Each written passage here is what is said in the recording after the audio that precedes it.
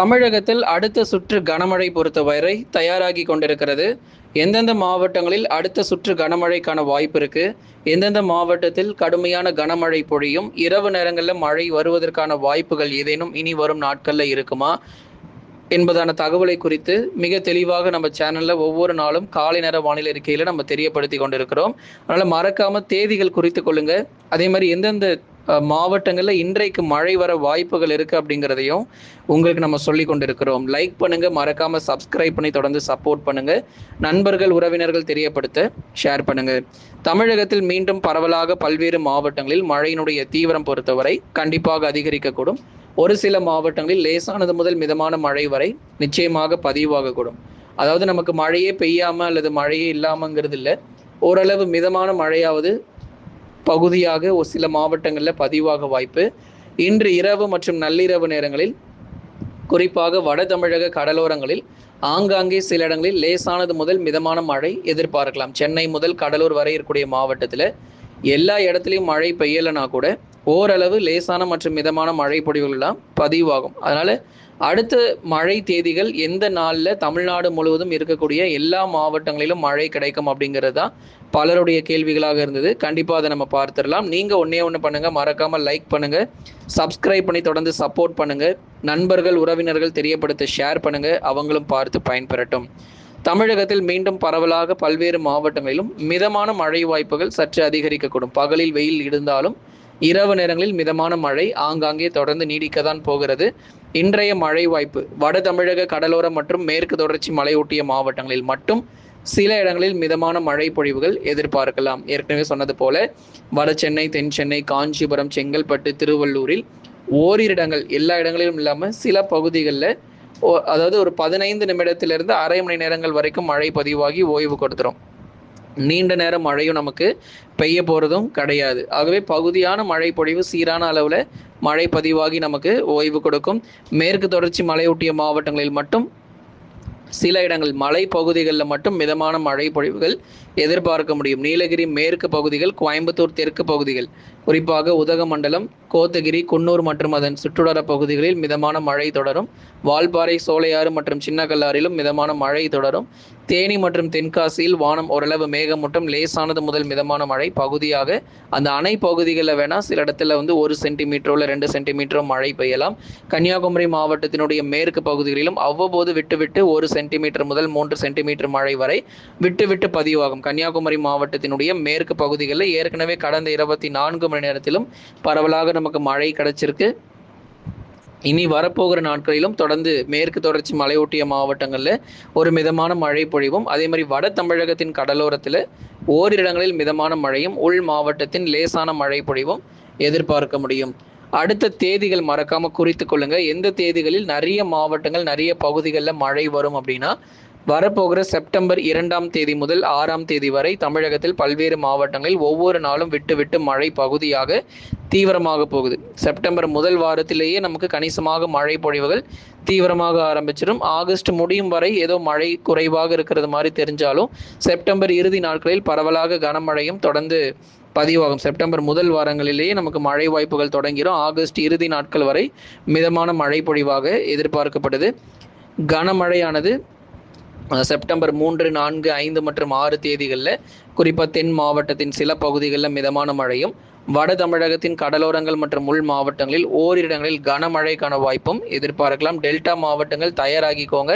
அடுத்த செப்டம்பர் மாத துவக்கத்தில் ஓரளவு மழை பொழிவுகள் எதிர்பார்க்கலாம். இப்போ எங்களுக்கு மழையே கிடையாதா அப்படின்னா, மயிலாடுதுறை, நாகை, தஞ்சை, திருவாரூர், அரியலூர், பெரம்பலூர், திருச்சி மற்றும் புதுக்கோட்டையில் பகலில் வெயில் கணிசமாக அதிகரிக்க வாய்ப்புள்ளது. இரவில் லேசான மழை அல்லது ஒரு மிதமான மழை பகுதியாக சில இடத்துல பதிவாகி ஓய்வு கொடுத்துரும். அதனால் அதிகபட்சம் இனிமேல் நமக்கு இந்த திருச்சி, மதுரை, திண்டுக்கல், சேலம், நாமக்கல் இந்த பகுதிகளெல்லாம் வெயிலின் தாக்கம் கொஞ்சம் அதிகமாக போகுது. 38 முதல் 39 டிகிரி செல்சியஸ் வரைக்கும் பகல் நேர வெப்பநிலையாக நம்ம எதிர்பார்க்கிறோம். குறிப்பாக அந்த விருதுநகர் மாவட்டங்களாகட்டும், சிவகங்கை, இங்கேயும் பகல் நேரங்களில் வெயிலுடைய தாக்கம் பொறுத்த வரைக்கும் அதிகரிக்க போகுது. ஆகவே தென் மாவட்ட பகுதிகள் மக்களே தயவு செய்து கவனமாக இருந்துக்கோங்க. பகல் நேரங்களில் வெயில் தாக்கம் கணிசமாக மறுபடியும் முதலிருந்து ஆரம்பிக்க போகுது. 38 முதல் 39, இயல்பிலிருந்து 2 முதல் 3 டிகிரி செல்சியஸ் வரைக்கும் மீண்டும் வெப்பம் அதிகரித்து அதன் பிறகு செப்டம்பர் முதல் வாரத்தில் கணிசமாக நமக்கு பரவலாக மழை வாய்ப்புகள் கண்டிப்பாக கிடைக்கும். ஏற்கனவே நம்ம பார்த்துட்டு இருக்கிறோம் தென் சீன கடல் பகுதிகளில் தொடர்ந்து பல புயல்கள் ஒன்றன் பின் ஒன்றாக பல புயல்கள் பொறுத்த வரைக்கும் உருவாகிட்டே இருந்தது.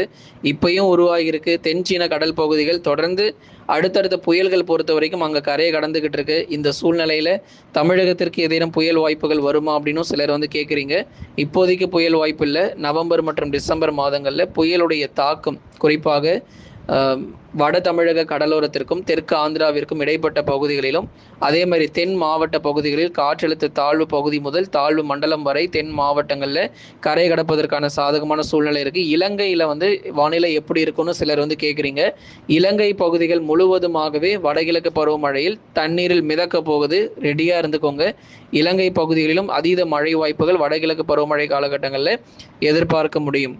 குறிப்பாக இலங்கையினுடைய கிழக்கு பகுதிகள், கிழக்கு கடற்கரை ஓர பகுதிகளிலும் மிக மிக தீவிரமான மழை வாய்ப்புகள் கண்டிப்பாக காத்திருக்கிறது.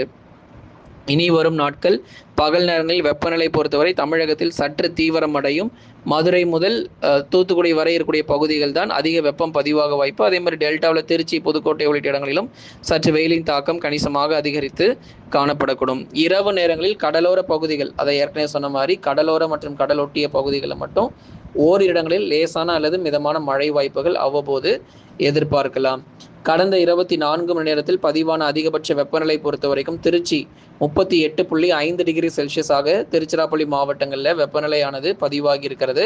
கடந்த 24 மணி நேரத்தில் பதிவான அதிகபட்ச மழை அளவு பொறுத்த வரைக்கும் சின்ன கல்லாரில் 8 சென்டிமீட்டர், சோலையாறில் 8 சென்டிமீட்டர், உபாசியில் 7 சென்டிமீட்டர், வால்பாறையில் 5 சென்டிமீட்டர், காரைக்குடி பகுதிகளில் 4 சென்டிமீட்டர் மழையும், நத்தம் பகுதிகளில் 4 சென்டிமீட்டர் மழை பொழிவுகள் பதிவாகி இருக்கிறது.